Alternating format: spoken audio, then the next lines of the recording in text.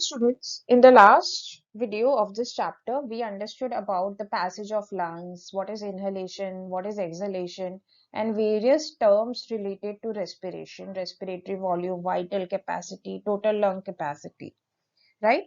In this video, let us try and understand what is gas exchange. So, gas exchange is basically exchange of gases, and the main structure involved in this is alveoli. They are primary sites of gas exchange. This is where the oxygen comes in and the CO2 goes out by simple diffusion. What is diffusion? Diffusion is simply the movement of air from higher concentration to lower concentration, right? So the gas exchange, it occurs between alveoli and blood, and then between blood and tissues. So what are the factors which influence this gas exchange? So there are various factors, that is pressure or concentration gradient, solubility of gases, the thickness of the membrane, and surface area of the respiratory membrane, that is the lungs. So let us try and understand each of this in detail. Now, how does pressure affect the gas exchange? See, the individual pressure of a gas in a gas mixture is called its partial pressure. So the partial pressure of O2 and CO2 are, as we can see below. In atmospheric air, it is 159 and 0.3. Alveoli, it is 104 and 40. In deoxygenated blood, it is 40, 45. Oxygenated, it is 95, 40. And in tissues, it will be 40 and 45. So this pressure in alveoli is more than 104 mm mercury. That is, it is more than that in the blood capillaries, right? So because it is more, the oxygen diffuses into the capillary blood. Whereas the pressure of CO2 in deoxygenated blood is more than that in the alveolus. Here it is 45, here it is 40. So obviously 45 is more than 40. So the CO2, carbon dioxide, will diffuse to alveolus. This is how it will affect the exchange of gases. The next factor which will also influence the exchange is the solubility of gases, right? Now, solubility is how nicely the gas dissolves, okay? So the solubility of carbon dioxide is about 20 to 25 times higher than that of oxygen. So the amount of CO2 that can diffuse through diffusion membrane per unit difference in partial pressure is much higher than that of oxygen, right? Then the next factor which will affect is the thickness of the membrane. Okay, so the diffusion membrane is made up of three layers. The first one is the squamous epithelium. This is the squamous epithelium. Then we have the basement substance. Okay, the endothelium of the alveolar capillaries. That is the second one. And then third, we have the basement substance, which is actually between them, right? So between this squamous epithelium and the endothelium, we have this basement substance, right? So the total thickness is only 0.5 micrometers. So this is actually very, very thin.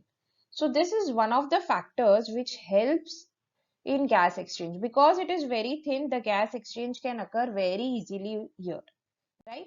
The next factor is the surface area of the lungs. So the surface area of a human lung is almost equal to a tennis court. So the presence of alveoli, as you can see, this grape-like structure, this structure enables the lungs to increase the area further, right? So because the area is high, the gas exchange will occur very easily. Now let us understand the transport of gases. So it is transport of respiratory gases, that is oxygen and CO2, from alveoli to the systemic tissues and then vice versa. So generally the oxygen transport is from lungs to tissues and the CO2 transport is from tissues to lungs, right? This oxygen transport occurs in the plasma as oxyhemoglobin, and for CO2 transport it occurs as carbonic acid, as carbaminohemoglobin, and as bicarbonates. So let us see about oxygen transport first. Let us understand how it occurs in the blood plasma. So 3% of oxygen is carried by dissolving it in plasma. Plasma, as we all know, is the liquid component of the blood. Then it is also exchanged as oxyhemoglobin, that is 97% of oxygen is transported by hemoglobin on RBC. So when the oxygen combines with hemoglobin, we have something called oxyhemoglobin, right? RBC is the blood cell which has the hemoglobin inside it. So the oxygen will come and combine with it. So then we'll have oxyhemoglobin.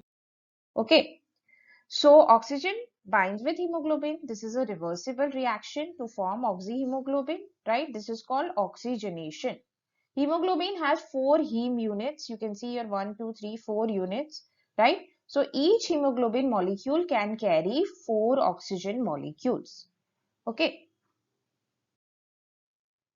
So oxygen transport, it occurs like this.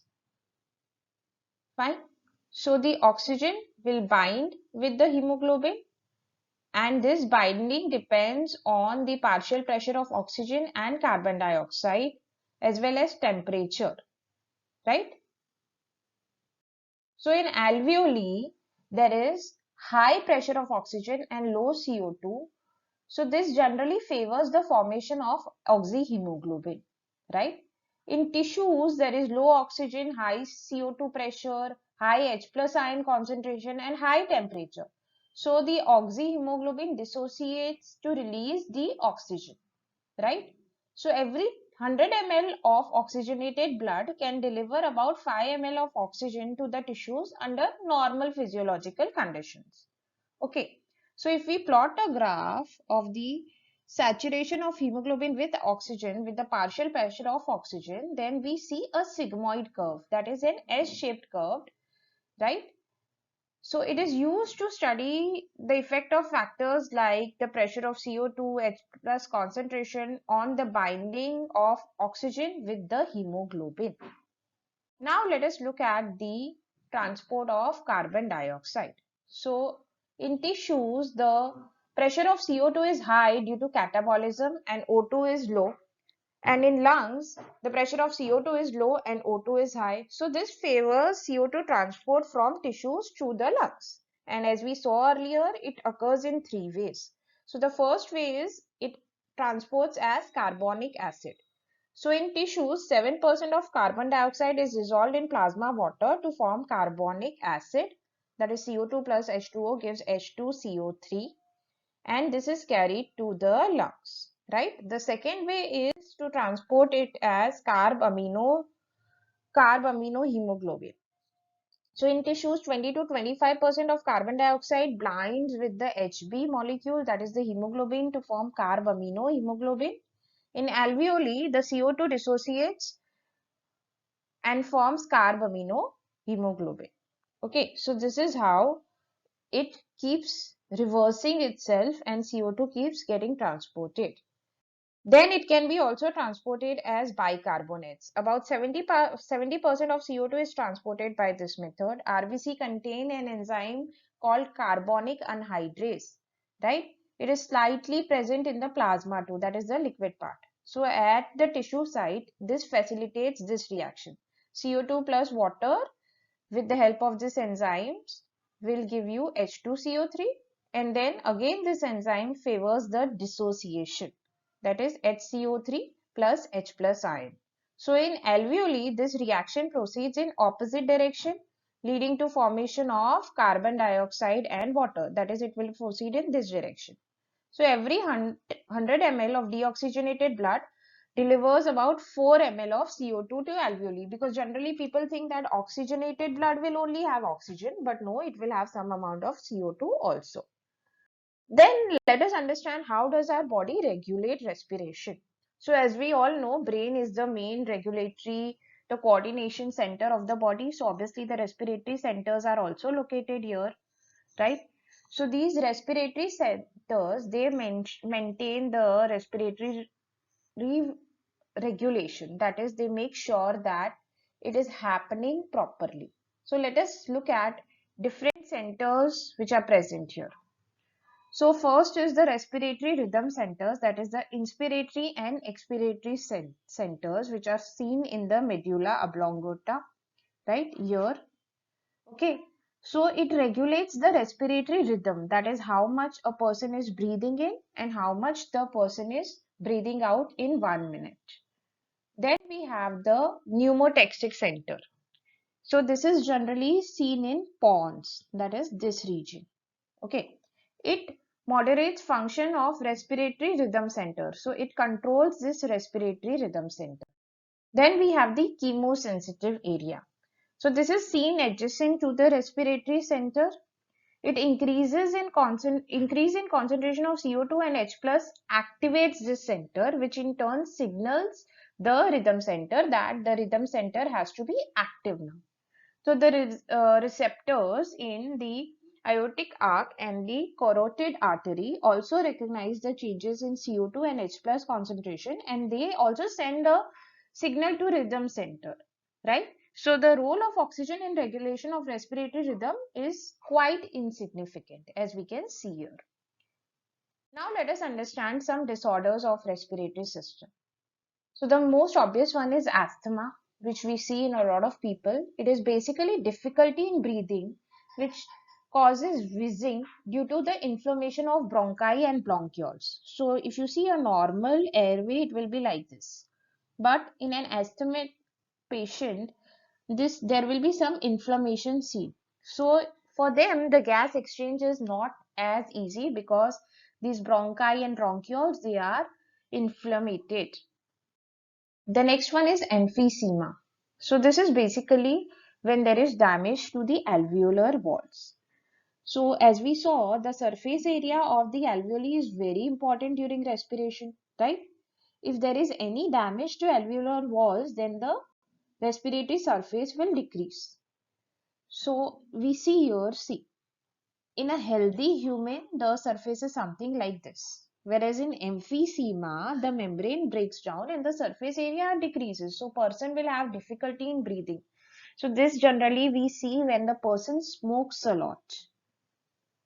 So this generally we see in people who are regularly exposing themselves to dust. So certain industries, they have to expose themselves to dust. So even though body has defense mechanism against it, because the exposure is so regular that the person is not able to cope up with it.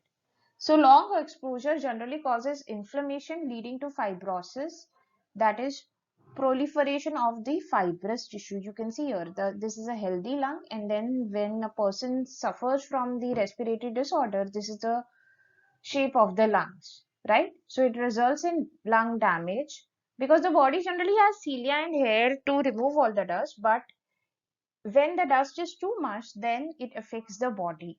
So the workers in this industries are generally advised to wear protective masks. I hope you all understood this chapter properly. Thank you.